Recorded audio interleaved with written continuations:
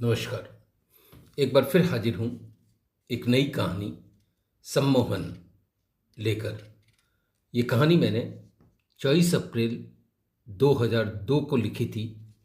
प्रस्तुत है, वाचन कर रहा हूँ कहानी सम्मोहन। दिनेश की बीमारी को लेकर अंततः जब मुंबई के सभी नामी डॉक्टरों ने जवाब दे दिया तो शैलेंद्र सिंह वर्मा एवं कौशल्या का रोम रोम कांप उठा। क्या उनके एकमात्र पुत्र को इतना कष्टकर जीवन बिताना होगा?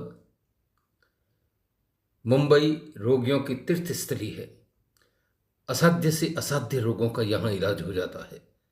यहाँ की आबो हवा ही कुछ ऐसी है, या यूं कहिए रोगों पर विशेषज्ञ डॉक्टरों की ऐसी गहरी पकड़ है कि हर शहर का हारा थका रोगी यहाँ से सुधर कर जाता है। वर्मा दंपति का तो यह अपना शहर था, पीढ़ियों से यहीं बसे थे। डॉक्टरों ने प्रयासों में कोई कोर कसर नहीं रखी।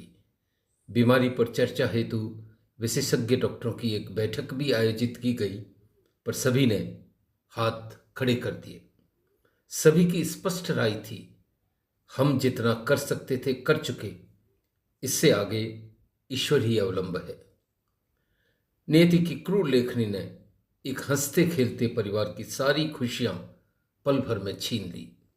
कठोर भाग्य को एक अबोध बालक पर जुल्म करने में जरा भी रहम नहीं आया। भावी प्रबल है, विधि विधान के आगे किसी का बस नहीं। वर्मा परिवार पर जैसे बिजली गिरी, जीवन की गति थम गई। इलाज और सेवा दोनों में कोई कसर नहीं छोड़ी। बेहिसाब पैसा खर्च किया, रात दिन एक कर दिए, पर देव एवं ईश्वरीय विधान के आगे दोनों हार गए। दुर्भाग्य से लड़ते दोनों थक गए। अंततः उन्होंने भी हथियार डाल दिए। वर्मा दंपति को अब दूर तक घना अंधियारा नजर आता। आशा की कोई किरण दृष्टिगोचर नहीं होती थी। कुछ फूल खिलने के पहले ही मुरझा जाते हैं, कुछ जीवन जीने के पहले ही उजड़ जाते हैं। बसंत की प्रतीक्षा में कभी कभी पतझड़ आ जाता है। कोई अधिक समय नहीं हुआ, 2 वर्ष पहले की बात है, जब दिनेश इंटर स्कूल दौड़ प्रतिस्पर्धा में प्रथम पुरस्कार की शील्ड लेकर दौड़ता हुआ घर आ रहा था। घर पहुंचने की जल्दी में हिरन की तरह कुलांचे भर रहा था। पांव हवा से बातें कर रहे थे, पैरों में जैसे घोड़े की टांगें लगी हों। उत्साह एवं उमंग के मारे उसकी सांसें थम नहीं रही थी। घर में घुसते ही मम्मी को बाहों में भरकर ऊपर उठा लिया। मम्मी, मैं दौड़ स्पर्धा में पूरे मुंबई में प्रथम आया हूं। ये शील्ड मैंने जीती है। उसकी आंखें गर्व से प्रदीप्त थी। वाणी आत्माभिमान से परिपूर्ण होकर छलक रही थी। शब्द मुंह में नहीं समाते थे। भावातिरेक कौशल्या अपने हृदय की खुशी समेट नहीं पा रही थी। पास खड़े शैलेंद्र सिंह भाव विभोर हो रहे थे। किस माँ बाप का सर पुत्र की उपलब्धि से ऊपर नहीं उठता? अभी तेरे वर्ष में ही उपलब्धियों का ऐसा अंबार है, तो आगे क्या होगा? बहुमुखी प्रतिभा का धनी ऐसा होनहार पुत्र पाकर कौन माँ बाप धन्य नहीं होते? पढ़ाई में भी अव्वल, खेलकूद में भी अव्वल, अन्य गतिविधियों में भी अव्वल, वाद विवाद एवं लेखन प्रतियोगिता में भी जाने कितने प्रमाण पत्र दिनेश ने बटोरे थे। गत वर्ष उसे gem of the school award भी मिला था। वर्मा परिवार का तो जैसे वह कुलदीपक था। अच्छे दिन सदैव नहीं रहते। आदमी सोचता कुछ और है, विधाता के मंसूबे कुछ और होते हैं। अभी इस बात को 2 माह बीते होंगे कि वर्मा परिवार पर गाज गिरी। दिनेश एक दिन स्कूल से तरबतर भीगते हुए आया। सावन की पहली फुहार थी। सहपाठियों के साथ मस्ती में खो गया। सभी इतने भीगे कि अंततः क्लास टीचर को कहना पड़ा, बच्चों, बाहर बस इंतजार कर रही है, अब तुरंत घर पहुंचो। ऊपर तेज बारिश चली है। चारों ओर काले बादल उमड़े हुए हैं। बच्चे वहां से तो चल पड़े, पर बाहर आकर फिर तेज फुहार में खड़े हो गए। शैशव मस्ती का दूसरा नाम है। अंततः क्लास टीचर ने फिर बाहर आकर लताड़ा तो सभी बस में बैठ गए। स्कूल मलाड वेस्ट में था एवं फ्लैट गोरेगांव वेस्ट में। बस मलाड से सीधे गोरेगांव स्टॉप पर रुकती थी। बस स्टैंड से नवनीत बिल्डिंग 200 कदम पर थी। इसी बिल्डिंग के 10वें माले पर वर्मा दंपति का शानदार फ्लैट था। रास्ते भर बारिश की झड़ी लगी थी। लोग अपनी अपनी छतरियों को ताने यहां वहां भागते नजर आ रहे थे। रास्ते भी पानी से भर गए थे। बिल्डिंग में घुसकर दिनेश सीधे लिफ्ट से अपने फ्लैट पर आया। बेल बजाई। कौशल्या ने उसे तुरंत अंदर लिया, भागकर तौलिया लेकर आई एवं तुरंत कपड़े बदलने को कहा। दिनेश ने तुरंत कपड़े बदले।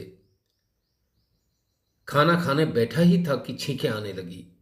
शाम तक बुखार चढ़ा, बदन तपने लगा। कौशल्या ने थर्मामीटर लगाकर देखा, बुखार 104 डिग्री था। यह सीधे घबराने वाली बात थी। उसने तुरंत फैमिली डॉक्टर गर्ग को फोन किया। डॉक्टर गर्ग ने इसे सामान्य बुखार समझा। 1-2 एनाल्जेसिक एवं पैरासीटामोल टैबलेट्स दे दी। फिर बोले, 1-2 घंटे में बुखार उतर जाएगा। आश्चर्य, दवाई लेने के बाद भी शरीर तवे की तरह तप रहा था।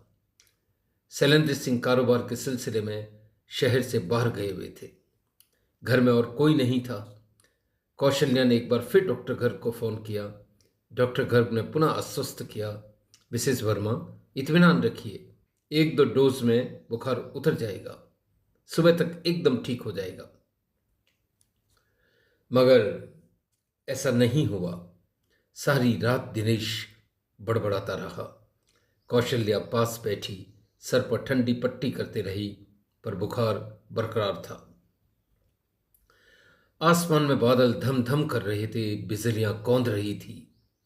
दुर्भाग्य के काले बादल वर्मा परिवार पर अब मंडराने लगे थे। जब सुबह तक भी बुखार नहीं उतरा तो कौशल्या कांप उठी। एक अप्रत्याशित भय से लाल को छाती से लगा लिया। दिनेश अब भी कराह रहा था।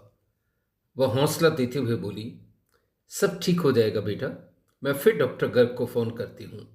आज शाम तक तुम्हारे पापा भी आ जाएंगे। दिनेश ने कातर आंखों से मां की ओर देखा। आंखें जैसे डूब रही थी। कौशल्या ने पुनः थर्मामीटर से बुखार देखा, 105 डिग्री। पांव तले जमीन सरक गई। उसने पुनः डॉक्टर गर्ग से संपर्क किया। इस बार उन्होंने उसे तुरंत नर्सिंग होम लाने के लिए कहा। सारे पैथोलॉजिकल टेस्ट किए गए, कोई खास बात नहीं थी, पर बुखार शाम तक भी नहीं उतरा। बाद में विशेषज्ञ बुलाए गए। शाम तक शैलेंद्र सिंह भी आ गए। विशेषज्ञों ने अपनी राय दी कि यह एक विशेष तरह का दिमागी बुखार है। सबकी राय के अनुसार इलाज बदला गया। कुछ समय में बुखार तो उतर गया, पर अब एक अन्य समस्या उपस्थित हो गई। तेज बुखार के कारण दिनेश के दोनों पांवों की मांसपेशियों ने काम करना बंद कर दिया। एक तरह से पांव को लकवा हो गया। आगे पूरे 1 माह तक डॉक्टरों और विशेषज्ञों ने पूरी मेहनत की, पर पांव जस के तस निढाल थे। हिलना डुलना भी बंद हो गया। शैलेंद्र सिंह शहर के जाने माने धनाढ्य व्यवसायी थे, पर इतनी अथाह संपत्ति के होते हुए भी विधि विधान के आगे मजबूर थे। दिनेश पर कोई इलाज कारगर नहीं हो पाया। व्हील चेयर ही अब दिनेश की एकमात्र संगिनी थी।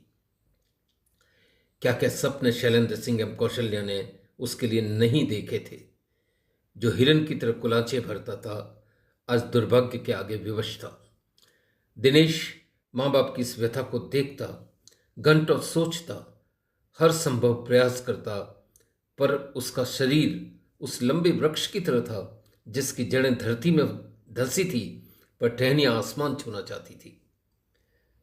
इंसान के धैर्य बुद्धि की परीक्षा प्रतिकूल परिस्थितियों में ही होती है। दिनेश ने विधि की इस विडंबना को चुनौती की तरह लिया। जीवन की इस भीषण परीक्षा में भी वह खरा उतरना चाहता था, हमेशा की तरह अव्वल आना चाहता था। वह अक्सर सोचता, क्या मैं अपने माता पिता के सपनों को यूं ही चूर कर दूंगा? क्या मैं उनके स्वप्न महलों को यूं ही ढा दूंगा? लोगों की सहानुभूति उसे और तड़पाती। सहानुभूति के वाक्य उसे तीर की तरह लगते। पापा मम्मी का बुझा हुआ चेहरा देखता तो तड़प उठता। वह उन लोगों में नहीं था जो ईश्वर के सामने याचक बनकर खड़े हो जाते हैं। वो बेबस भिखारियों की गिनती में नहीं खड़ा होना चाहता था। उसे तो अपने तदबीर की ताकत पर पूरा भरोसा था। वह जानता था ईश्वर उनकी मदद करता है जो स्वयं अपनी मदद करते हैं। ईश्वर की पूजा पाठ करने वाले ही अगर उपलब्धियों के शिखर पर खड़े होते तो दुनिया के सारे पुजारी गणमान्य अग्रगण्य लोगों में होते। पत्थर पूजने से ईश्वर नहीं मिल सकता। हाँ, हमारी तदबीर की ताकत से पत्थर पिघल अवश्य सकता है। ईश्वर हर शख्स की आजमाइश करता है। जो उसकी आजमाइश से विचलित नहीं होते, जो मुसीबतों का पूरे हौसले से डटकर सामना करते हैं, जिनके इरादे अचल अटल हैं, वे ही उसके स्वर्ग के अधिकारी बनते हैं। तकदीर के ताले की चाबी सिर्फ तदबीर है। दिनेश ने जिंदगी की इस विडंबना से अकेले लड़ने का निश्चय कर लिया। उसने अपने मन को एक नए विश्वास से स्फूर्त करना प्रारंभ किया। व्हील चेयर पर बैठा वह जब भोर के उगते हुए सूर्य को देखता तो उसे लगता जैसे आशा की किरणें फूट रही है। आसमान पर पंख फैलाकर उड़ते रंग बिरंगे पक्षी सुख संदेश लाते नजर आते। रात्रि के तारे उसे उमंग से भरे हुए लगते। चंद्रमा की किरणें अंधेरे में घुलकर प्रकाश फैलाती नजर आती। एक नए उल्लास से उसका जीवन भर उठा। उसने ठीक होने का निश्चय कर लिया। इंसान की वैचारिक शक्ति असीम है। हमारा शरीर हमारे दिमाग का दास है।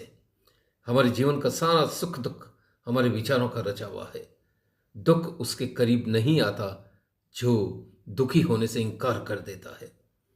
हमारे घर में कोई अन्य व्यक्ति तभी घुसेगा जब हम कमजोर हैं। मजबूत व्यक्ति का दरवाजा खटखटाने में दम चाहिए। जिसका मन आशा से अप्लावित है, जिसके हृदय में उल्लास की उमंगें उठ रही हैं, वहां दुख कब तक रहेगा? इंसान में अगर इच्छा शक्ति है, अदम्य साहस है, तो वह तूफानों से भी टकरा सकता है। मन के वन में अगर सुविचार सिंह जितने बलवान हैं तो दुर्विचार दूर से ही चले जाएंगे। दिनेश ने कमर कस ली। मैं ठीक हो सकता हूं, मैं ठीक होकर रहूंगा। अगर मेरी बीमारी का कारण दिमागी है तो इलाज भी दिमागी ही होगा। आशाओं की डोर में बंधी उसके जीवन की पतंग आसमान के उत्कर्ष को छूने लगी। उसका हृदय एक नए ऊर्जा स्रोत से भर गया। अब वो हमेशा प्रसन्न एवं पुलकित रहने लगा। एकांत में बैठा घंटों अपने पांव से बातें करता। मेरे पांव, तुम निराश नहीं होना। मैं जानता हूं आज तुम बेबस हो, हिलडुल नहीं सकते, पर विश्वास रखना, कल ऐसा नहीं होगा। कल तुम्हारा है। कल तुम फिर हिलोगे, एक दिन चलोगे, एक दिन दौड़ोगे। तुम फिर स्कूल के सबसे अच्छे धावक बनोगे। यही नहीं, एक दिन तुम राष्ट्र के सबसे अच्छे धावक बनोगे। मेरे पांव, ये राष्ट्र तुम पर गर्व करेगा।